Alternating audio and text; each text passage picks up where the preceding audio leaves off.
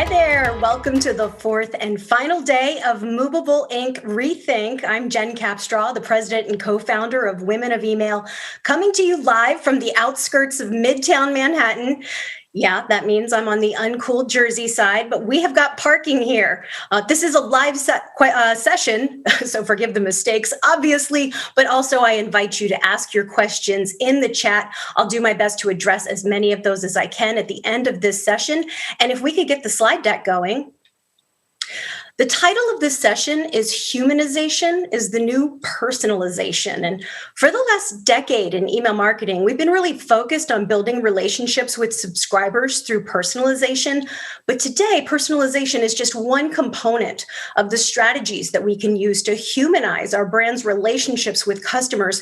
And we're seeing brands engage with our human emotions in some new and exciting ways. And that's what we're talking about today. And I want to start by talking about a campaign that I received that really resonated with me recently. And yeah, this is it. I made a Grubhub order and I received a fun-size pack of Skittles with it, with a hastily attached address label with a handwritten note. And I would argue that this was actually a behavioral trigger, right? I placed an order on Grubhub. I was segmented for this campaign. I love how personal it feels, that handwritten note. That's actually a big trend in marketing right now, is making that personal connection through handwritten notes.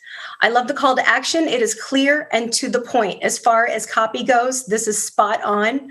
But what really struck me was that it was a strategy that employed respect and gratitude. I wasn't being asked to do something for nothing.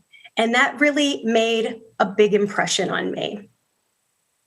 So we talk a lot about empathy-centric marketing these days. I know some of the other speakers have been talking about it. We've been hearing it for a few years, but let's take a look back at what's driving these trends. And I'd say number one, there's some changes in our leadership in marketing organizations. Millennials are moving into positions of authority, and their judgment is driving this trend toward empathy. Despite being more educated, millennials are the first generation that is not expected to be as financially secure as their parents. Things are a little tougher for Generation Millennial. And my observation as a member of Gen X is that this has given the millennials a unique sense of what is fair and righteous in this world. And I find that millennials, by and large, are great practitioners of the golden rule. Treat people the way you want to be treated. And they are leading the way in this movement toward empathy. And I will admit, as Gen X, once upon a time, whatever it was that would get the click or move the needle, I was a proponent of, and it's our millennial thought leaders in the industry that have really changed my perspective on this. Compliance and privacy. In some ways, we are being forced legally to be more empathetic and transparent with our subscribers. New definitions of success. I would argue that over the next decade, everyone is going to be measuring customer lifetime value. I'm going to start calling that our KPI of ultimate truth. A lot of brands are doing it already, but not everyone is. But this is looking at the bigger picture as a measure of success rather than those short-term engagement metrics, such as opens, clicks, or just one-off campaign metrics as your definitions of success. And finally, 2020. What a year. We've got a worldwide pandemic. It's an election year, and social issues are reaching critical mass. And as a result, we've never needed empathy in marketing more than we do today in 2020.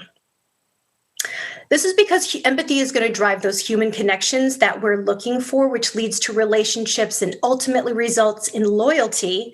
And loyal customers are what are going to drive success in our business. As a result, I'm here to tell you bad behavior in email marketing has hereby been canceled. Let's talk about some examples of that. Empathy-centric email is not going to mislead or confuse your audience. It's not going to capitalize on anxiety, fear, other negative emotions. FOMO has been ruined by marketers. There's no level of disrespect for your audience. Ultimately, what I'm saying is that putting your brand's objectives before your subscribers' needs, we're done with that. That's a hard nope. I've got some examples for you. Someone in my network received an email with this subject line: action required, your job interview. And this is someone who had been downsized recently, and she didn't know that she had an interview scheduled. Naturally, she panicked when she received this email, opened it up immediately, and what did it say? We just want to check in because we haven't seen you on our website lately. This was an employment website. If you found a job, congratulations. But if you haven't, maybe you could update your alerts and preferences for us. This is a nope. This is not appropriate anymore. These silly tricks are simply being canceled. Here's another one. Your order has been shipped and it's on its way. Wait a minute, I didn't place an order. Has my credit card been compromised? Obviously, this is going to get an open. Oh, wait, just kidding, but leather is 15% off.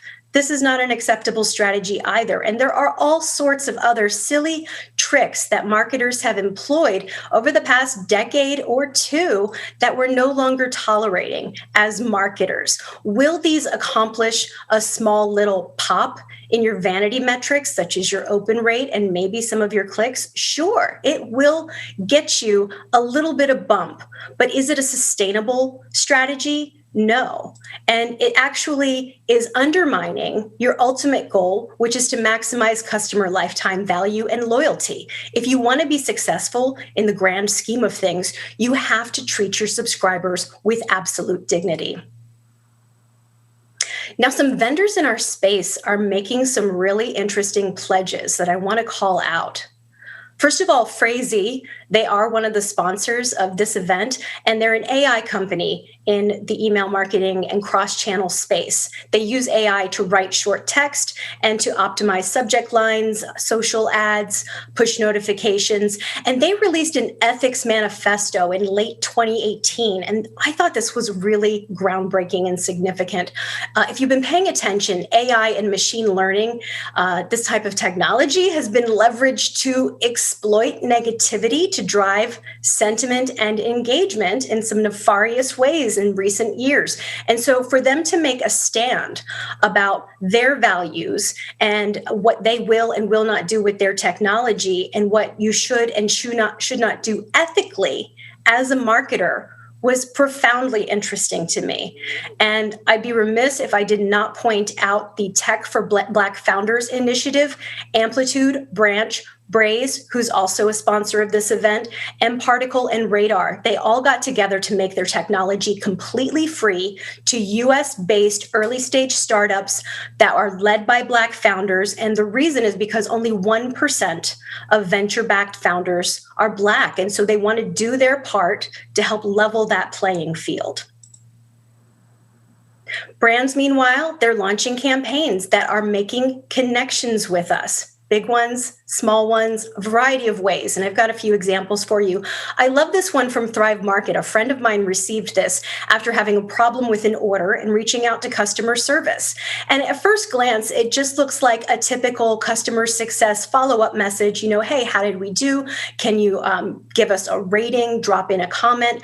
But I love that we've got a little detail here about the person that we interacted with, Stephanie. And a fun fact, we know that she likes collagen peptides in her coffee.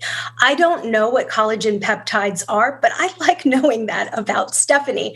But what I really love about this email is actually down below. If we scroll in, if you think we should reward Stephanie for great service, select one of the options below. Stephanie did something nice for you, and now you can do something nice for Stephanie. And that can make you really feel connected to Stephanie and the Thrive Market brand.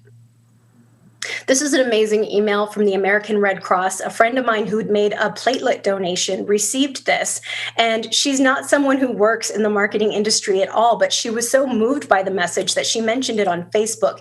Here's the part that really pops out. After ensuring local needs were met, your donation was sent to the University of Virginia Medical Center in Charlottesville and Centara Norfolk General Hospital in Norfolk. Your donation made its way to save lives. That made her feel good. That made her feel like she made a difference, and it encourages her to make future donations. I got this message from Reformation in the early days of lockdown. I was so stressed. And so promotional messages were tricky at that moment in time. But what's it say? One day we'll be walking through the streets again without our sweatpants, holding hands in the sun, looking all hot again, fancy schmancy, a couple of steps above pajamas. Now, in this moment in time, even their warehouse was locked down and they could not fulfill orders, but they were still communicating with us. And we heard the phrase, "we're all in it together," over and over again this spring. But a lot of brands fell short in making me feel that. But I felt it with Reformation. I felt like we were in it together. And I felt like they cared about me. And sometimes knowing that you care is just enough. You may be familiar with this campaign from Bloom and Wild. So Mother's Day 2019, this took the email geekosphere by storm. Everyone was talking about this campaign from this floral service. And it gave you an option to unsubscribe from Mother's Day emails if that is a sensitive subject for you. Maybe you've lost your mother, maybe you're estranged from your mother, or maybe you've lost a child or you're estranged from your child. Whatever the reason that you don't want to receive Mother's Day emails, you have an option to opt out. They're telling you that they care about you. And when the time comes for you to make a floral purchase for another occasion, you may remember, hey, Bloom and Wild, they cared about me. They made me feel something. And Redbubble took a cue from them. A lot of brands actually took a cue from them. We saw some Father's Day campaigns that were similar, but in the early days of lockdown, as I mentioned, promotional messages felt really weird. And so Redbubble gave folks the opportunity to opt out of their promotional messages at that time. And they even got some nice notes from their customers saying, "I really appreciate you thinking of me right now. I'm happy to keep receiving your email, but I'm glad that I have the option." Sometimes this concept of humanization takes the form of social and political stances. And here are a few examples. The Body Shop talking about climate change and their participation in climate change marches. Pottery Barn Teen taking a stand on International Women's Day and all of the things that they're doing to advance gender equality. And then this one from REI about the national monuments. Now, at first glance, this just looks like a typical REI email, but make no mistake, this is actually highly political, and it was in direct response to President Trump signing an executive order calling for the review of 27 national monuments. This was back in 2017. There was a chance that they could lose their protected status. And so REI was taking a bold political stand on this issue. I got this one from Lyft last year. You have the opportunity to go into the Lyft app and tell them what your pronouns are. And it gives you a little animation showing you how to do that within the app. It tells you what they're doing for the LGBTQ community. So if you're someone who's gender nonconforming or an ally to people who are gender nonconforming, this could really be deeply meaningful to you. You feel that you're being treated with dignity and respect. You're being identified as you want to be identified, the way that you identify yourself. However, not everyone agrees with this. And so inclusivity, it's a huge trend right now. I know a lot of speakers have been talking about it this week, and it's a beautiful, wonderful thing. But the problem is that sometimes inclusivity doesn't actually feel inclusive to everyone. So you're probably familiar with this Maya Angelou quote, "People will forget what you said, people will forget what you did, but they will never forget how they made you feel." So on one hand, like I said, folks who are gender nonconforming, they're going to feel really good about that. But unfortunately, in the US today, there is a demographic that believes that the concept of inclusivity is actually excluding of people who are not a part of marginalized groups. So there is a chance that this can be alienating, and brands know that. And so it's a risk that some are willing to take, but not all. This is an example of a Pride campaign. Unfortunately, I have to anonymize it. They were not able to get clearance for me to share the full details of this campaign, but I did have the opportunity to talk to a marketer who was involved with a Pride campaign for their brand. And Pride is closely aligned with this brand's corporate values. This isn't performative for them at all. It's very authentic and deeply held. And so they put out a campaign, a cross-channel campaign about their participation in the Pride Parade, including email marketing and the work that they're doing in LGBTQ communities. And it didn't really go over all that well. About a third of the clicks that they got in the email were on that unsubscribe link. And looking at social sentiment, the positive social sentiment was less than 25% of people who weighed in on this campaign. Now, you may be familiar with Penzeys Spices, and this is a brand that I love to talk about because they don't care if they're going to alienate anyone.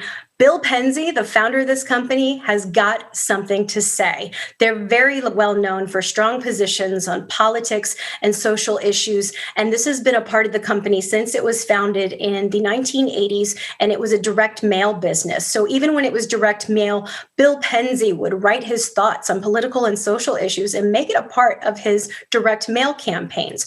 This particular example is about Hurricane Maria relief for Puerto Rico, and it was around the 1-year anniversary of Hurricane Maria. And Bill Penzey felt like the US government had not done enough to respond to that disaster. So this particular campaign is about a spice kit that you can buy at a discount for yourself and at an even deeper discount to donate to a family that's rebuilding their home and their kitchen in Puerto Rico. And I'm going to scroll down and show you what it looks like. At first glance, this doesn't look like a great example of email marketing best practices, right? We've got text embedded in images, no call to action button, tons and tons and tons of copy. And in this copy, Bill Penzey literally calls the president a racist. And that seems like a very risky thing to do. There's a picture here down at the bottom, just a casual snapshot of his team unloading those donations in Puerto Rico. And like I said, this seems like a risky move. However, we know that this is actually making Bill Penzey tons and tons of money, and he doesn't care who he offends. He let us know in 2018, around July 4th, that these campaigns are achieving huge pops in conversions and revenue for him. It's not why he's doing it. It's just a very pleasant side effect. But not everyone was getting it right. But to back up real quick, Black Lives Matter obviously is a huge issue in 2020. I did go into my promotions tab and I did a search for Black Lives Matter to see what are the brands that were talking about this in 2019 and earlier. And I only found one brand that was talking about Black Lives Matter before 2020. And again, it was Penzeys Spices. But then fast forward to this year, this is just a fraction of the emails that I personally received about Black Lives Matter. And these were well done campaigns. They were thoughtful. We made a lot of mistakes as email marketers with our COVID campaigns. I think that actually enabled us to have more meaningful Black Lives Matter campaigns for the brands that wanted to get behind that issue.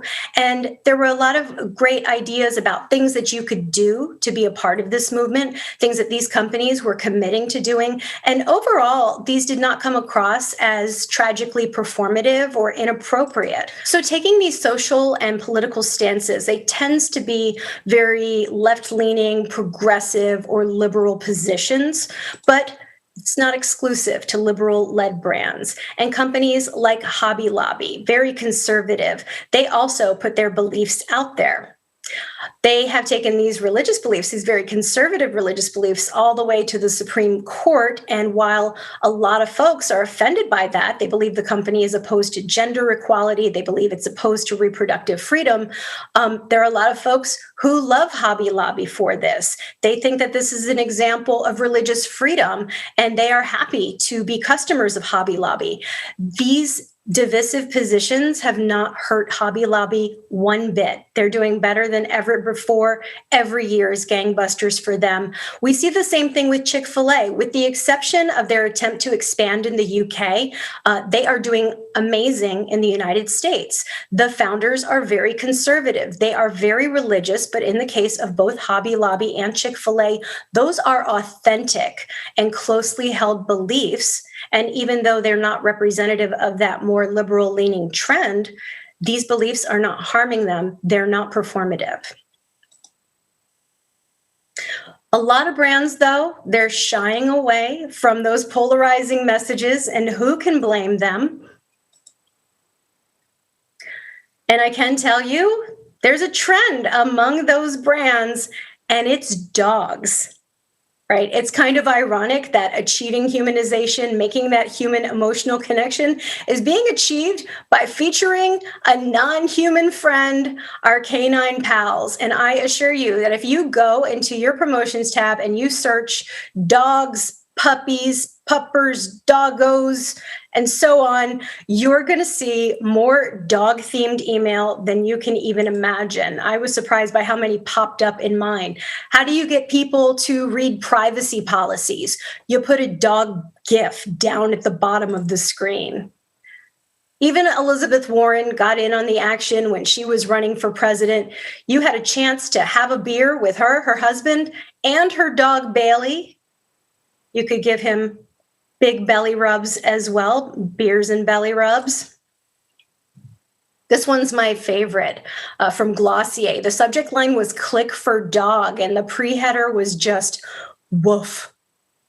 And I love the call to action. It's just a picture of a dog in a Glossier shop, and the CTA is, what did he buy? I want to know, what did he buy? So what are our takeaways when it comes to humanization in marketing today? Our short-term wins are important, but keep your eye on the prize, the big picture. We are looking for long-term loyalty and maximum customer lifetime value. So treat your audience with respect to achieve that.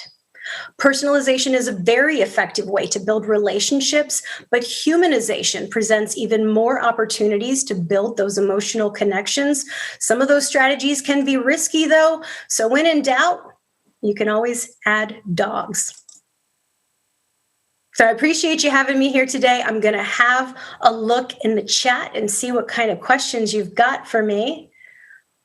What humanistic tactics would you suggest to avoid bad behavior per campaigns with limited resources and data on their customers? Well, it's really easy to just not be a jerk and to be transparent and authentic in your communications with your audience. You don't need a big budget for that. And you're saying that you've got limited data on your customers. Actually, the email channel is an excellent way to gather more data points so that you can be more personalized and more connected with those audiences. I like to use a strategy that I call magical multiple choice calls to action, where instead of having a single CTA, the strategy is to progressively profile someone by asking them one question that, if answered, will provide you with a valuable data point, and in the format of multiple choice. So you just have multiple buttons in that email. Which product category are you most interested in? A, B, C, or D? And with one click, you now know how to segment them. And you could potentially ask them for more information on a landing page. But just that one click gives you the segmentation detail you need to be a little more effective in your personalization, connect with them more humanly. And a lot of these strategies that I've just presented for you, there's no extra cost associated with them, and you don't need fancy technology to build emotional connections. Another question, how do you hope to see inclusivity continue to evolve in the coming years? Well, I am the founder of a feminist organization, so it's pretty easy to guess where I stand on the issue of inclusivity. In fact, I believe I was the first person to ever speak about inclusivity and diversity and gender issues in the email marketing industry back in 2017. So I obviously want to see advances on these fronts. I think that it is very sad and unfortunate that people today see inclusivity as something that can be negative and that's actually excluding them, because that's not what's intended. So I think that this being a very hotly contested political year, right? We've got a presidential election in just a couple of weeks. People are all fired up on both sides of the fence. And I think that this is temporary. I think we're in a moment of change, and that's why things are so divisive right now. But ultimately, I think because of that influence of millennial leadership, I think we're going to continue to move in that progressive direction and ultimately get to a place where we all understand that inclusivity includes every single one of us. Another question: how do you feel about pausing email campaigns during national crises? How would it feel like nearly every day is a crisis? Wow, this is a question that a lot of brands had to ask. And there's no easy answers here. I really liked the example from Redbubble where they gave folks the option. So they didn't abandon their campaigns, but if you were not feeling comfortable with promotional messages, you had the chance to pause those. Some brands made the decision consciously to just put it all on pause. I personally had an experience with a brand during a moment of fear. Like in the early days of the lockdown, my first trip to the grocery store, the shelves were stripped bare. And I had never experienced anything like that, where my basic needs were just not at my fingertips. And it made me scared. And I had a lot of anxiety. And I came home and I unloaded my groceries and I went to my computer and I received an email from a company that's known for their risque humor. And I usually enjoy that. And that's why I'm subscribed to that brand. But in that moment, when I was still recovering from my fear, where I was worried that my basic needs would not be met, when I don't have access to toilet paper or cleaning supplies or meat, it didn't resonate. It felt bad. It felt icky. They were making jokes about men's genitalia. And I have gutter humor, and usually I think that that's hilarious. But in that moment, it felt weird. So there's just no easy answer for doing this, but I do love giving folks the option. And I think that's all we've got time for today. I really appreciate everyone joining me. Thank you so much for being a part of Rethink 2020. Thank you, Movable Ink, for having me, and enjoy the rest of the event, folks.